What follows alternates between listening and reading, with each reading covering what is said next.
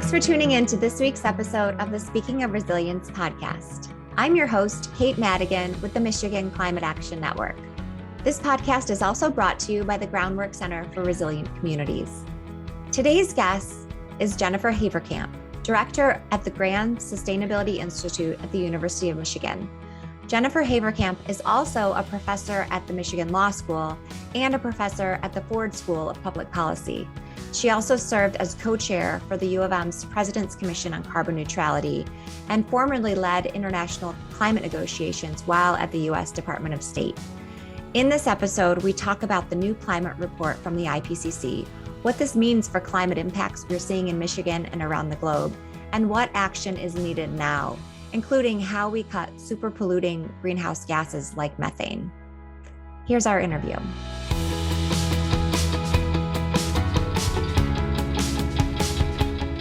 So welcome to the podcast, Director Jennifer HaverKamp. It's really an honor to meet you and to talk with you today. Thank you so much for having me. So I want to jump right in. The Intergovernmental Panel on Climate Change, or IPCC, released its latest report just recently. When this is released, it'll be last week. What are the key findings and takeaways from that report? This is a really important report. I think the first thing that really jumps out is the language that is used by the scientists in this report. They say it is unequivocal that human activity is warming the atmosphere, the ocean, and the land. They point out that the last 4 decades were each successively warmer than the one before, and they were all warmer than has been recorded basically since the 1850s when we were able to do annual global temperatures. The scale of the changes that we're seeing are unprecedented over many centuries, many thousands of years. The atmospheric concentrations of carbon dioxide and methane are higher than they've seen in at least 800,000 years. We are already at 1.1 degrees of global warming and are already seeing these impacts. I think what's especially significant here is what it says about how soon we are likely to hit 1.5 degrees of warming and how much we have to do to avoid going higher. And I point out that because in 2018, the IPCC came out with a report called the 1.5 degrees report, which showed the difference between warming of 1.5 and 2 degrees, how much more severe those impacts would be. And so this is telling us we're going to get to 1.5 to severe impacts, and we may well go up to 3 or 4 degrees, and that's something we really have to avoid. Yeah, the 1.5 degree report that came out in 2018 really, I feel like more than any other report, really broke through and really raised awareness about how quickly we need to act. Can you talk a little more about what this report showed about how soon we're going to hit 1.5 degrees and how much we need to do to keep warming to 1.5 degrees? Sure. It predicted that we could hit 1.5 degrees by 2040. So that's much sooner than the last assessment report had concluded. And that, there would be basically, they came up with 5 different scenarios of where warming might go. I think, as I just said, what is particularly striking is how soon we would get to some of those impacts and how, they narrowed the areas of uncertainty from their previous report. So we know already that the warming is going to be at least 1.1 degrees because we're already there. The good news is the higher end warmings are less likely than they had thought. So 5, 6, 7 degrees of warming seem less likely given the trajectories we're on, but we're still in a very dangerous zone. It's good to have good news. Glad you bring up good news. I know this is, for a lot of people, this report was really upsetting in a lot of ways. And for listeners not familiar, will you explain what the IPCC is and help us put this report into context? Sure, I'd be happy to. One thing about working on climate change is it's a world of acronyms, but the acronym of IPCC stands for the Intergovernmental Panel on Climate Change. And the IPCC was created back in 1988 by the United Nations Environment Program and the World Meteorological Organization. And it is a convening of scientists across the world to produce these periodic reports on the science of climate change to inform policymakers. And this report that just came out is part of the 6th assessment. The last one was, I think, 8 years ago. And a couple things that are noteworthy, they, to produce this report, went through 14,000 different scientific studies. There were 65, I think, scientists who were involved in this particular report. And before it is issued, it goes through a review process where the governments, the 195 countries who are members of the UN Climate Change Convention, signed off on it. And so what I think is also really noteworthy about this report, in addition to the dire and extreme language and certainty of the report by the scientists, is the buy-in from the government. Right. Yes. And this level of involvement of scientists and so many governments and so much research, 14,000 documents that were reviewed, studies that were reviewed. This is unusual for a scientific report. This is very comprehensive, is it not? It's the way the IPCC works, but it is not the kind of report that you see otherwise, because it is a consensus report of so many different scientists. I should also add that the report that just came out is the first of 3 that will together make up this 6th assessment report. This is the one on the scientific basis for climate change. The next one that will come out is about adapting to climate change effects. And the third one is on mitigating, strategies for mitigating the impacts of climate change. And those will come out over the course of next year. But all of them, as I mentioned, are designed to influence or inform policymakers. And the timing of the one that just came out is especially important because the next meeting of governments under the UN is this November in Glasgow, Scotland, the next conference of parties. And they are supposed to, at that conference, come forward with their newer, more ambitious national commitments. And so we can really hope that this report is the kick in the pants to governments so that they will come forward with much stronger commitments, because the ones they currently have on the books aren't enough to get us where we need to be. And then to kind of bring it back to Michigan, I mean, this is as you just laid out, this is an international report. It's looking globally at climate change. But what can we learn about what this new report means for Michigan and the impacts we're seeing here and what we're likely to see?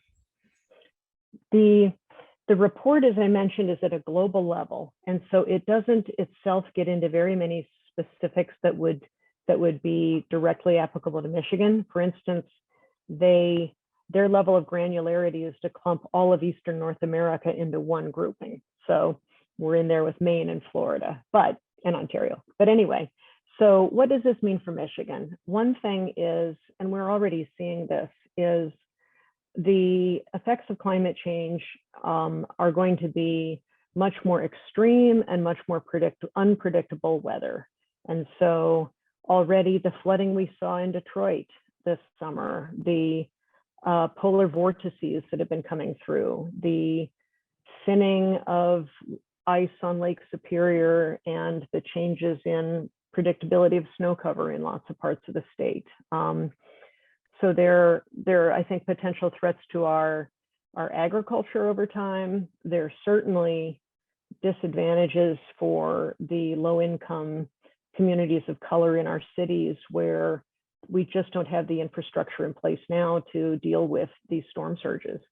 On the potentially positive side, I think that climate change and its impacts could make Michigan a more attractive and desirable place to live, as the intense droughts and the coastal flooding make other parts of the country less habitable. So I do think that we need to be thinking about how to prepare for that possibility and how to use it to our state's economic benefit, to use it to keep the great talent that we produce in Michigan and to attract talent so that we have a great economy. And as you mentioned, the report included 5 different scenarios for what the future will look like, depending on how fast we cut greenhouse gas emissions. And only one of those pathways, as I read it, would keep warming to 1.5 degrees Celsius, which is what's necessary to avoid the worst consequences of climate change, and also what is the goal set out by the Paris Agreement. And then also, as you mentioned, part 3 of this report, which will be coming out next March, will focus on mitigation. But can you say more? Is there anything else to learn from this report about mitigation and how quickly we need to decarbonize? Sure. I mean, I think the urgency is the biggest message, that we need to decarbonize as quickly as possible. And I think this means that our regulators and the state government need to, with the major utilities, get them to take a very hard look at the pathways that they've put forward for reducing the carbon content of the electricity they produce and accelerate that. I think we need to get off coal as fast as possible. I also think there's an issue in northern states like Michigan in how dependent we are on natural gas for heating in the winters. And if we are going to transition that to clean, low carbon electricity, that means we also need to greatly improve the transmission capacity and generation capacity of our renewable electricity to gradually take that over.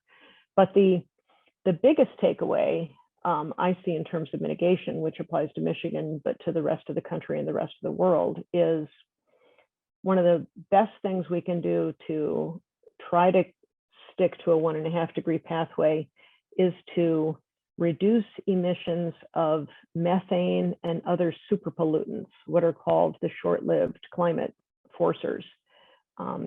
Methane, which comes from leaking natural gas from pipelines and production when you're flaring gas. It also comes from landfills and waste. It comes from agricultural production, including both land use, but also animal husbandry. Methane is a pollutant about 80 times more powerful than carbon dioxide, and it doesn't stick around in the atmosphere as long. So our best chance to slow down the warming, to buy us some time to do some more adaptation, resilience planning, and technology design for mitigation, is to really focus on reducing these methane emissions in the near term. And what are some of the best ways that we can do that we can reduce methane emissions? Well, the utilities need to really ramp up their leak detection and removal of leaks. I think that we need to, probably through the extension services and things like that, we need to help farmers become more aware of practices that reduce methane use. There are now feed additives for cattle that can reduce the methane in their burps by about 30%. Seaweed is actually one of those additives. And so it apparently does not harm the growth or the production of the animal. So that's one thing that can be done. A lot of these, I think, landfill policies, a lot of these are at the national level, and part of what we can also do as citizens is make clear to our policymakers what we expect of them. And the state of Michigan politicians were supportive of this administration restoring some of the methane rules that the Trump administration had tried to roll back. But we also need to push our national policymakers to set new rules for older oil and gas production facilities as well. And on the topic of super pollutants, you have a lot of expertise in this area. And in fact, in 2016, while with the US Department of State, you led the US climate negotiators to a successful international agreement under the Montreal Protocol to decrease global use of hydrofluorocarbons, a very potent greenhouse gas. Will you tell us about that work and what it will do? Sure, thanks for asking. The Montreal Protocol, as your listeners may know, is the international agreement that was designed to protect the ozone layer, because a lot of coolants and refrigerants are ozone depleting substances. And so that's why we've been phasing out the use of chlorofluorocarbons. One of the best replacements for those very potent ozone depleters are hydrofluorocarbons, HFCs, which are not as bad for the ozone layer, but they turn out to be incredibly potent greenhouse gases, like hundreds to thousands of times more potent than carbon dioxide. And so there was recognition that the world needed to get a handle on these, and they had the potential to exacerbate global warming greatly, because as the world gets warmer, we have more and more need for air conditioning. As the world gets wealthier, which you want to see happen and is happening as the developing countries are becoming more prosperous, is there's more and more demand for air conditioning, for refrigerated foods, for all the ways that would use these pollutants. And so countries came together and negotiated something called the Kigali Amendment to the Montreal Protocol, because it was finalized in Kigali, Rwanda. And that has a global agreement to phase down the use of HFCs globally, with what's expected to avoid up to 0.5 degree of global warming this century. And as we were talking about earlier, even 0.5 degree has a huge impact. Thank you. The good news is that this is being implemented. It's entered into force just last December. Congress passed the legislation needed for EPA to write the regulations so that the US can comply and do our part. So it's moving in the right direction. That's really incredible work. And avoiding 0.5 degree of warming is so important. So thank you for your leadership in that. Thank you. And, a lot of people reading this report, reading the headlines of the report, the IPCC report, we're left with some feelings of despair, I think. What gives you hope? Well, what gives me hope are several things. One is the passion and the commitment of young people today. They are working very hard to hold the older generations accountable for the future we seem to have in store for them. And they are creating, I think, the pressure that is needed. Another thing that gives me hope is that during these dark days of the pandemic, we have seen that a lot of our practices of flying everywhere, of commuting daily long distances to our jobs, aren't really needed at the level that we were doing in the past. So if we learn the lessons from the pandemic, we can also be significantly reducing our carbon footprint. And then the other thing I think gives me some hope is, as you mentioned earlier, the 2018 1.5 degree report was a wake-up call. And this report is getting a fair amount of attention. I think its timing is good for feeding into the government's process for the Glasgow COP. So that's, hopefully it will have an effect. The other thing that gives me hope is we are seeing finally some signs of bipartisan support amongst our politicians. I would point to the infrastructure bill that the Senate and House just passed, where that passed with both Democrats and Republicans. And what that implies, what that says is you have people on both sides of the aisle recognizing climate change is real, it's happening. We need money for disaster resilience. They have committed money to promote public transportation and the use of electric vehicles. It's not anywhere near as much as we need, but it's starting to move in the right direction. Your point about timing is really strikes me. I think that's so true. The timing of this report, which was delayed because of COVID, as I understand it, but coming at the time when we're seeing a lot of impacts right now. So I think a lot of people are, concerned about climate change right now, especially this summer, and also timed with the infrastructure bills and the reconciliation package that we're hoping will move forward, which will have even more investments in climate solutions. That gives me hope too. It's a really good point. Mm-hmm. What do you think are the most effective ways that people can take action right now for our listeners who are motivated to take more action because of this report? I think the most effective things people can do is make clear to policymakers and to the companies whose goods and services they purchase that they expect them to take action. You need to use your vote and you need to use your purchasing power to hold them accountable and to push them to greater action. I think about when people would ask me this question before the 2020 election, I would say, vote. The most important thing you can do is get people out to vote, because think of where we would be if we had not, on January 20th, rejoined the Paris Climate Agreement. If we were still rolling back US domestic climate policies, if we were not in a position to try to spur other countries to take more ambitious action. So, I think we've learned that you can't just say my vote doesn't count.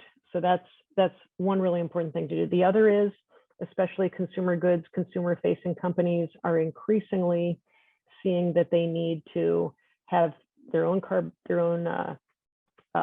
neutrality targets, their own greenhouse gas reduction plans, and I think people hold them accountable to that.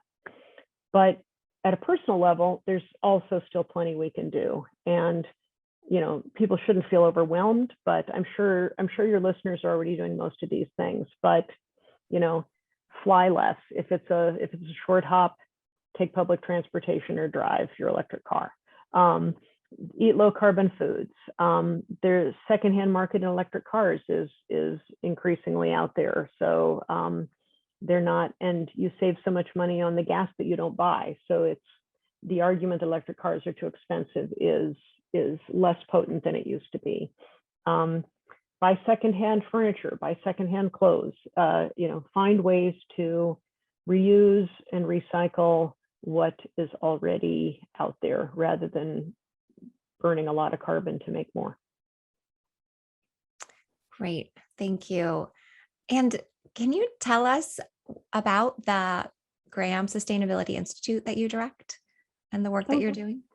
Sure, with great pleasure. The Graham Sustainability Institute here at the University of Michigan is what's called a boundary spanning organization. And our primary purpose is to help connect faculty and students across disciplines, so working with each other in the different schools and colleges on what's called the co-creation of knowledge. In other words, working with external partners and clients, whether it's communities, governments, NGOs, companies, so that the research is targeted to the questions that most need answering, and so that the results of that research are accessible and usable by those in a position to develop the policies or implement them. And we do a lot in the area of water. We have a water center that's been working a lot with underserved communities and the state.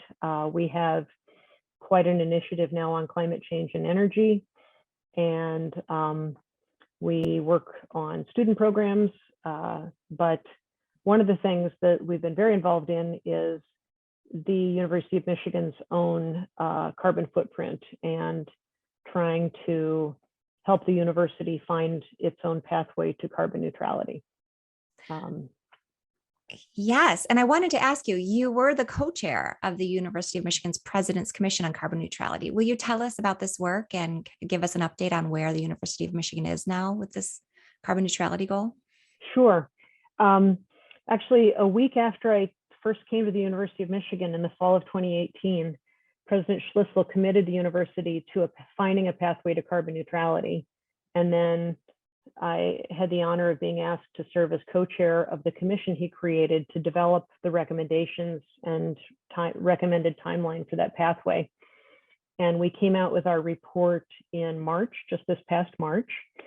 And that was a comprehensive process that involved faculty, staff, administrators, students, external stakeholders, including the head of Michigan LCV, and comprehensive report, over 50 recommendations. And I'm very pleased to say that 2 months later, President Schlissel, at a meeting with the regents, announced that he was implementing our key recommendations and setting up a process to study the others.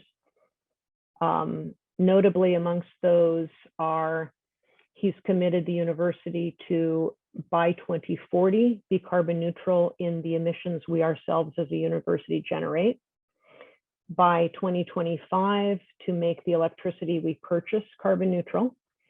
And so we have one power purchase agreement that went into place already with DTE for about half of that, coming from mostly wind power. And they're working on a request for proposals to put out for entities to come forward with ways for how we would do the other half of our electricity.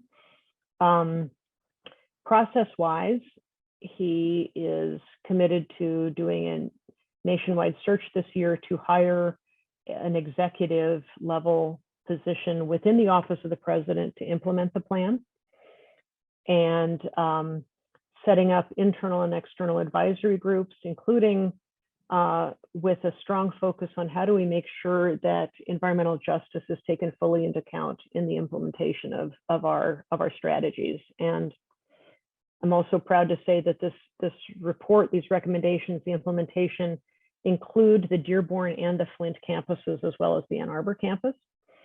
And another part of the charge that was essential to our work was that the recommendations be scalable and transferable. A clear recognition that even as large an entity as the University of Michigan is, we're a drop in the bucket of solving the climate problem if we're just doing it ourselves for our own campus and our own carbon footprint. So very interested in how we take the solutions we find and implement and share them with others. We're ramping up our research agenda on carbon neutrality and climate change.